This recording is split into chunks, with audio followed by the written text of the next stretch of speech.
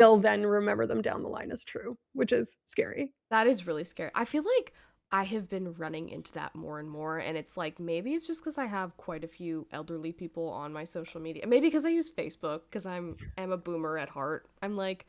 Instagram is just like it's just pictures. It's like very limiting in its format, and then TikTok is like state run now, so like I'm Yeah. definitely not using TikTok. Um, Never used TikTok very much, Yeah, I but know. Me either. for But like sure. I'm definitely not using it now, especially because essentially it's like state-run media, but Yeah. um it yeah, I mean, I just so many people are just like sharing stuff and then I'm like reading it and I'm like this is too good to be true. And then you go to that Facebook page and Yeah. it's just like a billion of these like fake story. Like one of the ones that came up today that somebody shared in earnest was that Jon Stewart and Jimmy Kimmel had a show where they read off all of the perpetrators or victims on the Epstein list and they like had this like big cathartic thing. And then I was like, I searched Jon Stewart in news and I was like, there's nothing. This is so like not real. And then you go to that Yeah. webpage and it's like it's the same thing over and over again. It's like Stephen Colbert did Yeah. this on his show and it was so great. And it's like these are all Yeah. false stories and then it's like these AI images like compiled of all of them together and I'm like and the fact that somebody Yeah. like actively shared this and I'm like this is why we need internet literacy courses we needed internet literacy courses like 10 years ago Yes. and Yes. yeah, I'm shook and apparently I think it's like Gen Z is the first like they have like fairly good internet literacy from my understanding, but like they're the first group to have Yeah. is it lower IQ, lower skills or something like that than the previous generation, which is shocking. Is it internet literacy specifically? I have to I look that don't know up. that I'm aware of that piece of data, to be honest, Gen Z but I first believe it. is it It's apparently maybe this is a Vice article, so but there is apparently some neuroscience behind it. I'll have to double check the actual first. But Gen Z is apparently the first Hmm. generation dumber than their parents, which is crazy. Um, Let me go find the I actual mean, I OG source. this is a great example of the clickbaity sort of headline Yes. because, like, that might be a nice bite-sized version of something, Mm-hmm. but I think, like, the biggest issue with not having, frankly, people like us here to be a liaison between scientific papers that don't effectively convey their message in a way Yeah. that's designed for a layperson to read because that's not what we're charged to do as academics. We're Mm-hmm. supposed to write for other academics to be able to do their studies better. So we write in a completely different language. It's like reading a manual for a car versus talking to someone about like the kind of idea of how a combustion engine works or talking to someone about like the chemistry that causes like bread to rise in baking versus talking about like, cooking and the kind of more, I don't want to say spiritual end of it, but the more kind of like feelings based end of things. And I got a paper actually on that as well while you're fact Yes, checking. Did you please fact do. check? Yes, yeah. I'm still working on it. So one of the papers that I was looking at, and I will take this opportunity to also recommend there's an podcast called Outrage Overload that I discovered some of these scientists on and then went and found their papers. But it's a spectacular podcast that's basically all he does is host people that have some sort of specialization or do research or something like that in the realm of political polarization or kind of surrounding features. And that's where I found this, which is essentially discussing that you can make messages easier to digest, but that drags down their kind of legitimacy rating. So essentially, I could say a whole bunch of jargon filled stuff about the brain. We could be like, "Oh, Republicans are, stupider according to fMRI data." I wouldn't even say stupider. R Republicans rate lower on the intelligence quotient test as revealed by self-report inventories, and this correlates with fMRI data, and that is, Thank you, guys. very jargon filled. Or you could have this kind of clickbaity title, snappy version of it where feed it to the same audience in 2 different ways, and they'll understand, obviously, the more easy to understand version of it, but they'll rate it as less trustworthy and less legitimate and less important. So people will prefer to get their information despite not understanding it, like, when they self-rate how much they understand something, they'll put more stock in it and put more trust in these sources Mhm. because they're using words that they don't understand. And people do this not on purpose. They're not like, "I trust the guy that's talking with the big words," but they do, in fact, do that.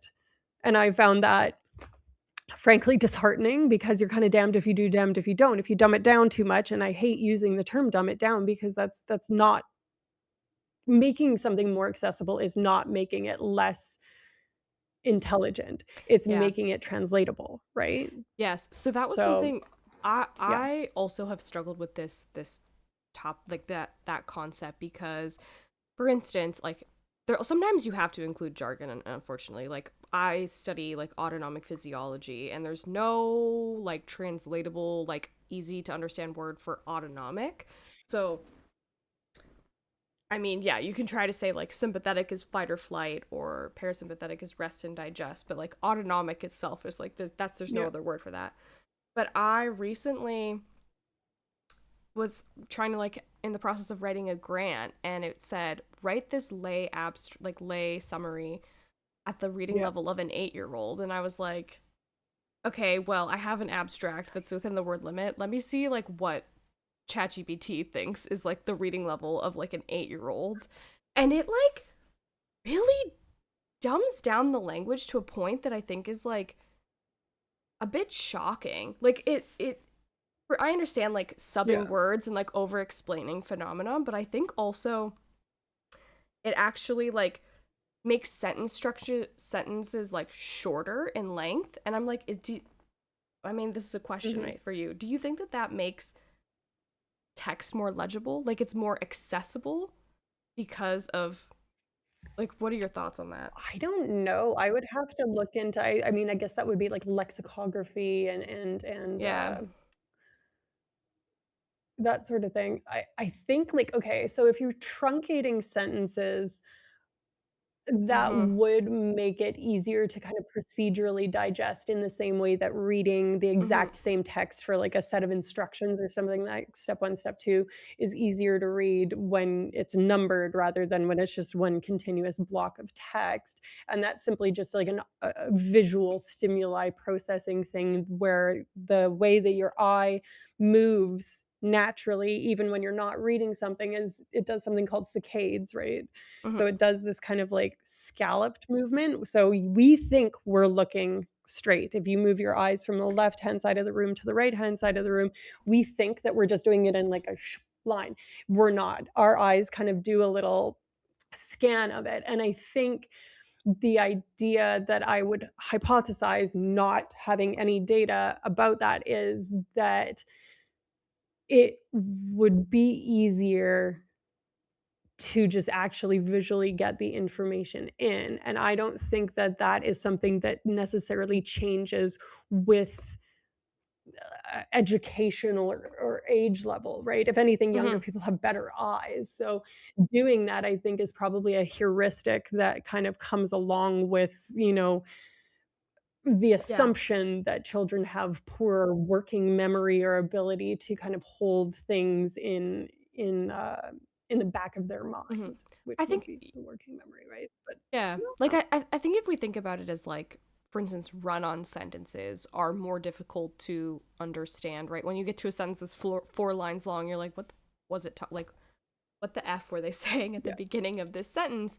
Then you can Mhm. understand maybe why they have it, but I also am like does I don't think age plays a factor in that, right? Like, I think an eighth grader can read a Yeah, longer sentence and still understand a longer sentence. Maybe not to the extent of, like, a dissertation level, like, PhD academic, but, like, still can, like, right. understand a slightly longer sentence structure. So that was interesting to me that ChatGPT did that. Going back to, Yeah. huh? What was I right about? So yes, about sorry, going back to the Gen Z thing. So there's not a paper that this is based on. This headline is based on a testimony by the researcher Jared Cooney Horvath, who is based out of Portland, Oregon. Is he at University of what university is he at? Jared. I know a Jared? scientist named Jared. He's not at Washington, but he's a nice guy. Okay, He so no, hosts he's the actually Neuropsychopharmacology Social. he's in industry now, so I like maybe take this with a grain of salt. Not really sure. But The what? savagery, the judgment. I said the savagery, the judgment.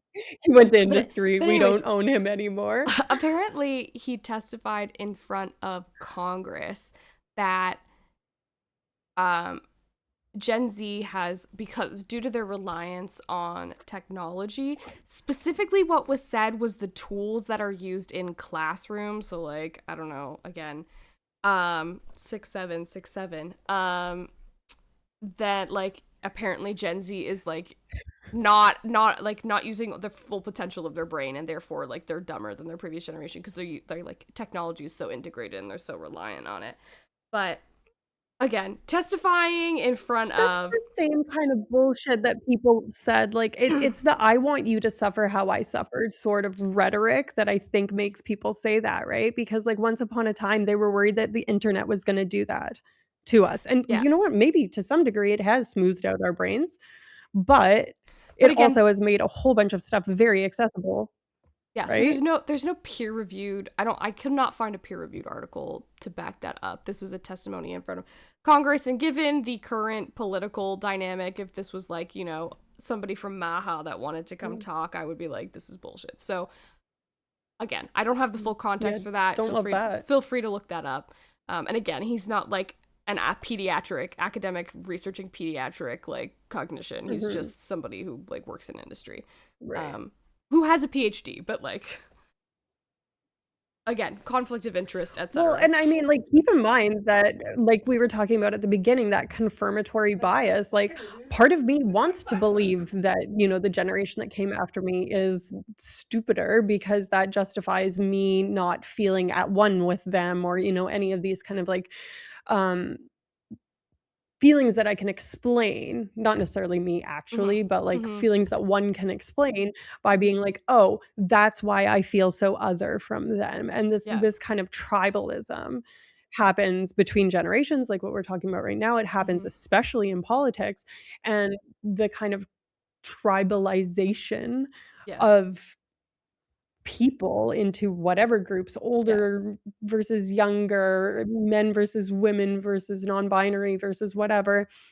it becomes a unuseful categorization because once there's lines drawn around a category of person, it becomes the identity politic that we were talking about earlier, and Mm-hmm. that becomes a lot harder to engage in discourse outside of those lines, which Mm-hmm. is the exact thing that all of the researchers and recommendations that I've been reading say needs to happen in Yeah. order to actually affect, change in the direction of anti-polarization. So, Mm-hmm. basically, you just kinda have to fucking tough it out and Mm-hmm. hear the other side out Yeah. and risk it Well, so and risk it. going back to like confirmation bias, right? Like I think confirmation bias can happen in like a group because it's kind of similar to what you're talking about. Like it can kind of happen in a group setting, right? Where like somebody can confirm your opinion.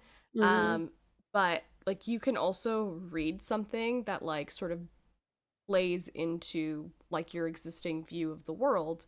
And so I actually found this one study which was really interesting. So like they had individuals take like a misinformation susceptibility test, and to sort of combat Yeah. confirmation bias, the experimental group just had like one statement. So They both got the instructions like, please categorize the following news headlines as either like fake news or real news, and that some items may look credible Mhm. or obviously false at first look.